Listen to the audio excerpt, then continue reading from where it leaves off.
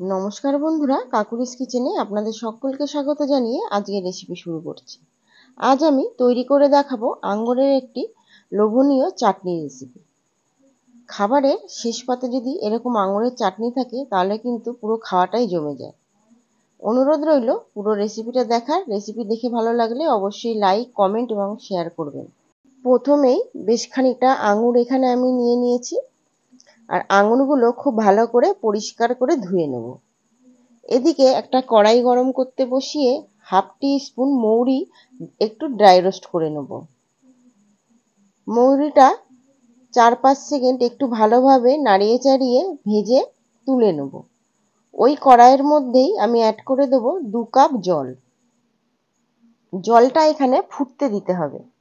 জলটা দেখুন ফুটে উঠেছে। এই পর্যায়ে অ্যাড করে দেব হাফ টি স্পুন শুকনো লঙ্কার গুঁড়ো। লঙ্কার গুঁড়োটা জলের সঙ্গে খুব ভালোভাবে মিশিয়ে দিতে হবে। জলের সঙ্গে শুকনো লঙ্কার গুঁড়োটা মিশিয়ে দেওয়ার পর জলটা আবারও ফুটে আসার জন্য অপেক্ষা করতে হবে। জলটা দেখুন প্রায় ফুটে এসেছে। এই পর্যায়ে ধুয়ে রাখা আঙুরগুলো এখানে আমি দিয়ে দিয়েছি। সব আঙুরগুলো এখানে দেইনি, বাদবাকি আঙুরগুলো রেখে দিয়েছি। পরে আঙুরটা আবারও কিভাবে আমি রান্নায় ব্যবহার করি সেটা দেখার জন্য পুরো ভিডিওটা অবশ্যই দেখতে হবে। এবার হাই ফ্লেমে খুব ভালোভাবে ফুটতে দিতে হবে।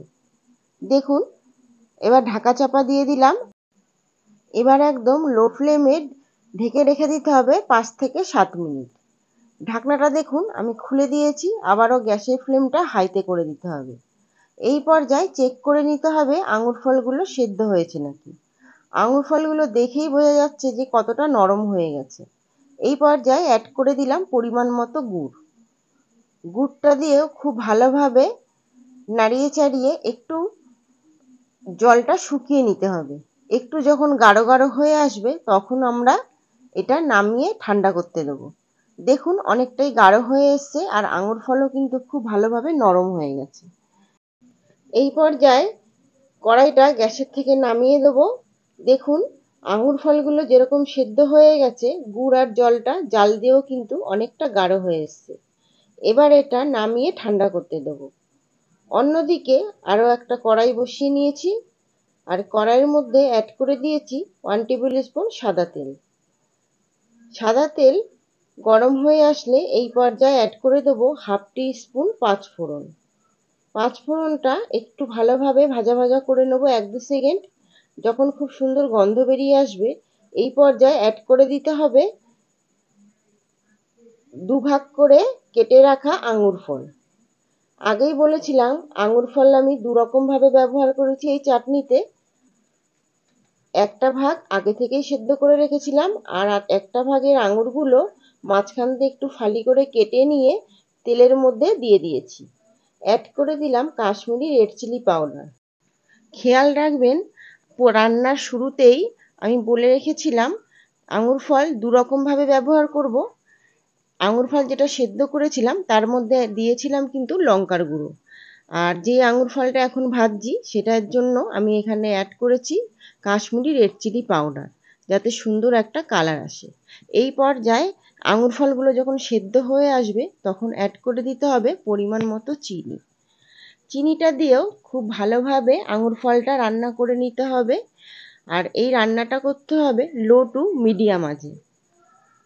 এদিকে আঙুর ফলটা হতে হতে সেদ্ধ করা আঙুরটা আমি পেস্ট বানিয়ে নেব। এইটা দেখুন খুব সুন্দর একটা কালার এসছে, আর বেশ অনেকটা গাঢ় হয়ে এসছে। এই পর্যায়ে পেস্ট করে রাখা আঙুর ফলটা আমি ঢেলে দেবো। তারপর মিডিয়াম টু লো ফ্লেমে খুব ভালোভাবে অনবরত নাড়তে থাকবো। নাড়তে নাড়তে যখন একটা সময় দেখবেন বেশ অনেকটাই গাঢ় হয়ে এসছে, তখনই বুঝে নিতে হবে যে আমাদের চাটনি একেবারে রেডি। দেখুন গাঢ় হয়ে অনেকটাই কমে গেছে, আর চাটনির মধ্যে জলজলে ভাবটা কিন্তু আর নেই। এই পর্যায়ে চাটনির টেস্ট বাড়ানোর জন্য অ্যাড করে দেব অল্প পরিমাণে বিট নুন আর 1 টিস্পুন ভিনিগার। ভিনিগার দেওয়ার ফলে আপনারা স্টোর করে রেখে দিতে পারেন 15 থেকে 20 দিন পর্যন্ত। এবার গ্যাসের ফ্লেমটা বন্ধ করে খুব ভালোভাবে ভিনিগার আর বিট নুনটা এখানে মিশিয়ে দিতে হবে। এরপর অ্যাড করে দেবো ভেজে রাখা মৌরি গুঁড়ো, যেটা আগে থেকে ড্রাই রোস্ট করে রেখেছিলাম। আঙুর ফলের চাটনি আমাদের একেবারে রেডি। এবার খালি সার্ভ করার অপেক্ষা। এই পর্যায়ে নামিয়ে ঠান্ডা করে তারপর খাবারের শেষ পাতে পরিবেশন করুন, কিংবা স্টোর করেও রেখে দিতে পারেন ফ্রিজে। আশা করব আজকের রেসিপি আপনাদের খুবই ভালো লেগেছে। রেসিপি ভালো লাগলে অবশ্যই চ্যানেলটিকে সাবস্ক্রাইব করবেন। নমস্কার।